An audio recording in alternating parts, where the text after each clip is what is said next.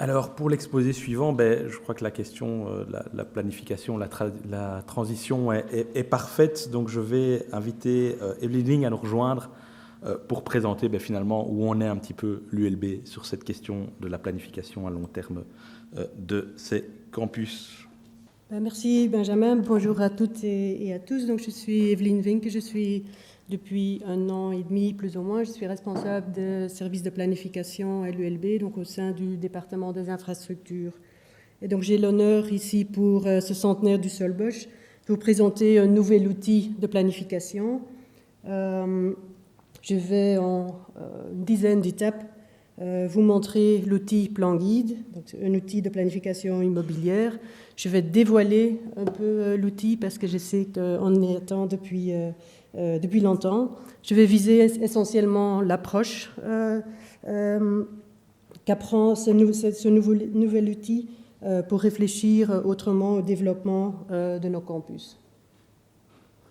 Alors, je pense qu'il est d'abord important de situer un peu l'outil parmi les autres outils de planification immobilière à l'ULB. Je tiens d'abord aussi à remercier les deux bureaux d'études qui nous ont accompagnés dans le processus de mise en place, donc les architectes urbanistes qui sont là, Bure et Centrale, qui nous ont accompagnés et donc le parcours qu'on a mené ensemble, en fait, a mené vraiment à un outil qu'on peut mettre dans la catégorie d'outils opérationnels qui nous guidera dans nos décisions futures. Alors, l'ensemble des outils opérationnels, en fait, ils intègrent aussi les plans stratégiques de l'ULB. On en a déjà un peu parlé hier, plan climat, CAP 2030, plan morpho. Et il faudra bien sûr aussi tenir compte des autres outils réglementaires, des outils de financement qui existent. Et c'est vraiment l'ensemble de tous ces outils qui va nous aider à proposer, à présenter un plan immobilier cohérent avec des nouvelles surfaces s'il faut, des rénovations complètes, des projets de rénovation conformes, mise en conformité et d'optimisation d'utilisation de l'espace existant. Alors, le plan guide, c'est un outil qui se veut adaptable et évolutif. En fait, il a été développé selon une méthode itérative. C'était un continu, un zoom-in, zoom-out à différentes échelles, et donc une réflexion plus large sur le devenir des campus, leurs adaptations aux nouveaux paradigmes, aux enjeux sociétaux. Et donc c'est à la fois une vision ambitieuse à partir des spécificités même de chaque campus. Et donc le campus du Solbosch, le campus de la Plaine et le campus d'Erasme ont été étudiés avec aussi une phase de diagnostic, de lecture critique stratégique très détaillée. Alors c'est un outil qui se veut réactif pour accompagner les prises de décision, un outil aussi évolutif pour s'adapter aux changements inhérents à la complexité spatiale et programmatique de l'ULB. Et donc, on le verra à la fin, c'est un outil qui doit aussi s'adapter au contexte actuel. Alors, le plan guide, dans sa composition finale, ne propose pas de plan figé. Pas de plan figé par campus, pas d'ensemble de dispositions futures. Donc, il est important à rappeler que ce n'est pas un schéma directeur, ce n'est pas un master plan. Ce n'est pas un master plan qui montre tout ce qu'on va faire dans les 5 à 10 ans à venir. Donc, désolé si vous êtes venus aujourd'hui pour voir une liste de projets. On va surtout parler de l'outil. Et on va voir comment l'outil, avec toutes ses composantes, et avec un vocabulaire aussi un peu spécifique, comment ça fonctionne. On va voir ce que c'est et ce que ce n'est pas. Alors, c'est un outil qui se base sur 12 ambitions communes. Les réflexions portées sur l'université comme laboratoire de transition, hein, c'est l'objet de la discussion aujourd'hui, de l'université comme laboratoire. Ça a donné lieu à une charte d'ambition, une charte de bonne conduite. Ce sont 12 thématiques qui sont essentielles aux enjeux connexes de l'université et de la ville. Et donc on parle de campus partagé, de campus circulaire, de campus inclusif, etc. On ne va pas rentrer dans le détail de chaque ambition maintenant, mais comme je vous ai dit, c'était un processus itératif. Donc j'y reviens plus tard.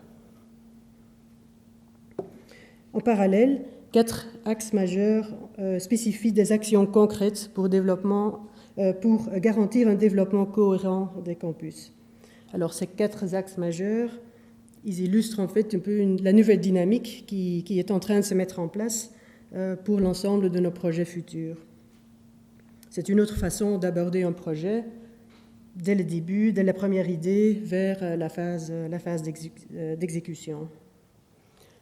Alors, le premier axe concerne l'aménagement ou le réaménagement des espaces ouverts. Ceci contient donc une réflexion sur le renforcement entre le bâti et le non-bâti, et en plus une réflexion approfondie sur la végétalisation, la renaturation des sites, afin qu'ils maintiennent une diversité et une résilience aussi écologique. L'axe G est un bon exemple, devenu piétonnier dans les années 90, mais qui reste quand même très minéral et sans beaucoup d'interaction avec le bâti autour. Alors vous avez pu constater qu'il y a déjà une première opération coup de pelle qui a été mise en place récemment pour rendre l'axe déjà plus perméable. Nous travaillons aussi sur le déménagement des magasins généraux avec son trafic de camions pour évoluer un jour vers une vraie Rambla.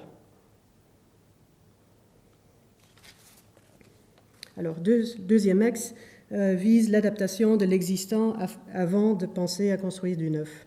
Et donc, il s'agit aussi de travailler avec l'existant, de travailler avec l'emprise au sol existante afin de préserver aussi les quelques espaces ouverts encore existants. Il s'agit aussi de réfléchir à des transformations qui, parfois même avec quelques petites actions, peuvent quand même mettre en lumière les spécificités du patrimoine architectural. Et donc, à titre d'exemple, on voit ici l'image historique qu'on a vue hier aussi, avec le bâtiment U et le bâtiment L, par leur architecture fonctionnaliste. On a parlé d'usine, offre plein de possibilités, aussi programmatiques, d'adaptation, de transformation, d'extension. Troisième axe, s'il faut densifier, il faut le faire future-proof. C'était la discussion à la fin. Il faut penser à une flexibilité d'usage et à des formes d'adaptabilité pour accompagner des évolutions imprédictibles, et il y en a à l'ULB tous les jours. Et donc, c'est également l'occasion de penser à une mutualisation des équipements avec des acteurs externes qui permettraient aussi d'obtenir un cofinancement.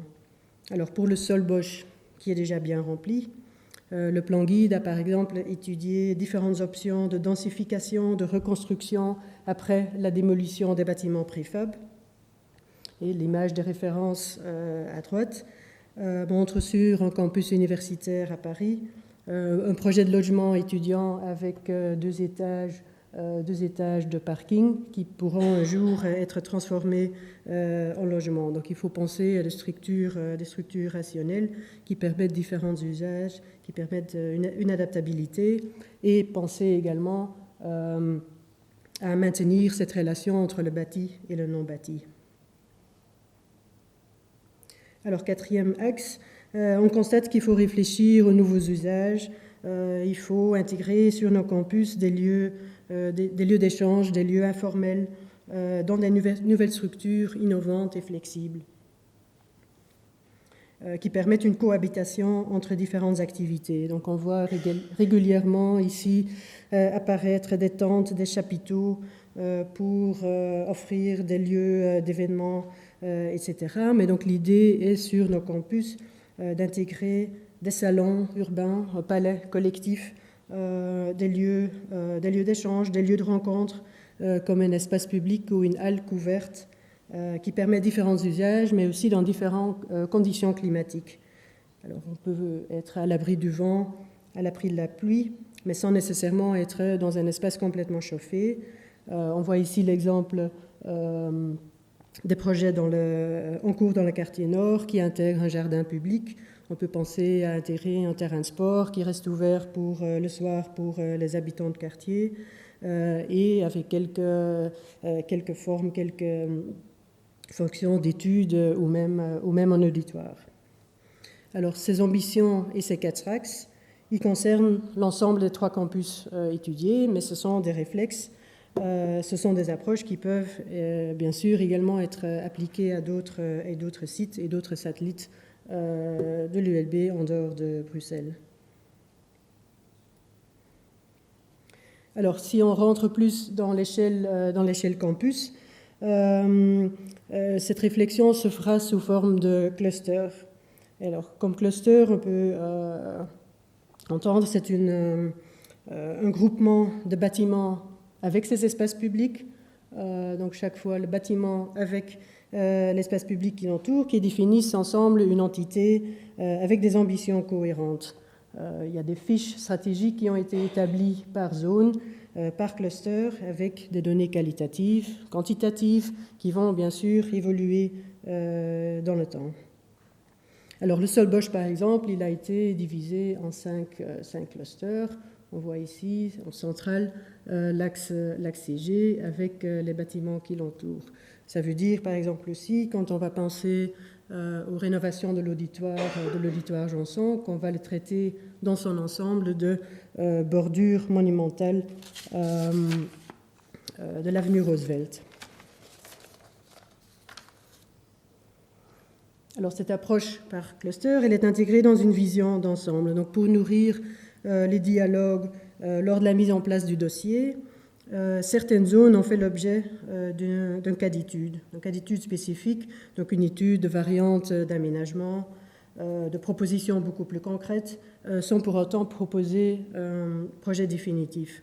Alors ceci permet de façon simultanée de travailler la cohérence globale des campus, la cohérence globale appelée ici la figure urbaine, basée sur des qualités existantes des sites. Alors, cet aller-retour continu permet également d'étudier la création de différentes typologies innovantes, plus flexibles, adaptables, qui sont représentées ici en jaune.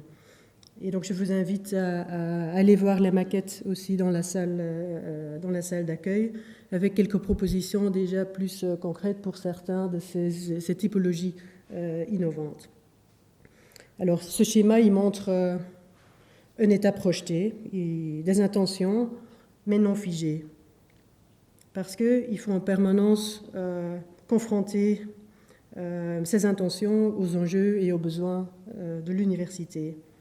Alors, on a déjà eu hier des exposés sur le financement. On va écouter tantôt Michel Huard, Charline Urbain aussi sur les enjeux climatiques, enjeux de développement durable. On a parlé hier aussi de l'augmentation du nombre d'étudiants avec des graphiques même plus spectaculaires, mais qui a donc un impact sur les besoins de surface pour tous les domaines, enseignement, recherche, les logements, les services à la communauté, etc. Donc c'est donc plutôt la réponse à un ou plusieurs de ces besoins, la présence ou non aussi d'opportunités, parfois financières, qui va orienter les choix et les priorités pour les années à venir. Et donc pour définir ces priorités d'intervention, tenant compte du contexte actuel lié aussi à l'inflation, à la crise énergétique, on revient en fait aux ambitions initiales. Alors la restructuration des campus doit s'inscrire dans une transition vers un mode de vie plus durable, doit aussi chercher des synergies avec la métropole, traduire l'exemplarité de l'université dans la société avec la qualité et l'innovation. Alors j'aimerais donc terminer avec quelques exemples de projets prioritaires ici au Solbosch qui répondent aux besoins et aux enjeux et qui sont également identifiés dans ces ambitions plan guide. Alors priorité d'abord sur les projets qui participent à la réduction des consommations énergétiques. C'est évident, chaque mètre carré construit, il faudra aussi pouvoir le chauffer. Et donc, on va accélérer les projets de rénovation de bâtiments qui sont déjà inscrits au plan climat. Par exemple ici, la rénovation du bâtiment haut, c'est notre data center, avenue Beul, offre aussi la possibilité de la récupération de chaleur. Avec un exemple de Stockholm.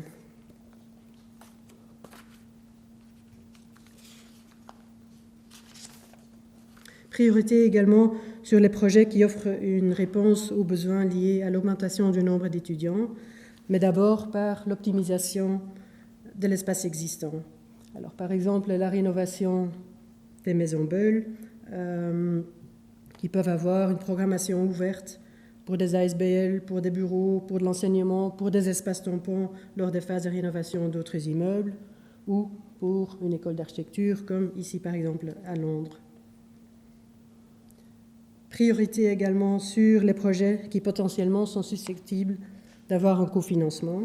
Alors l'inclusion d'habitants, de visiteurs dans les campus, donc d'intégrer dans la dynamique quotidienne, permet de créer des collaborations avec des institutions locales, des institutions universitaires, ainsi avec l'ensemble de la société, et donc d'où l'importance de beaucoup plus, littéralement aussi, ouvrir nos campus, nos équipements, mutualiser les espaces bâtis, les espaces non bâtis, comme l'exemple ici à Zurich. Alors non seulement de synergie avec les quartiers environnants, mais aussi par extension, donc chercher des partenariats avec la ville, comme par exemple sur les pôles U-Square. Et donc les campus ne sont plus vus vraiment comme des bulles isolées, mais ils font vraiment partie des espaces urbains, des composants du tissu urbain. Le plan guide aussi, il n'a pas traité le Soll-Bosch comme une seule entité, mais à chaque fois, regardez la séquence entre le bois de la Cambre et le parc urbain de la Plaine. Et je vous promets, lors d'une prochaine séance, de parler beaucoup plus des autres campus également, et donc ça peut être pour l'occasion du cinquantenaire de la Plaine. Voilà, je vous remercie.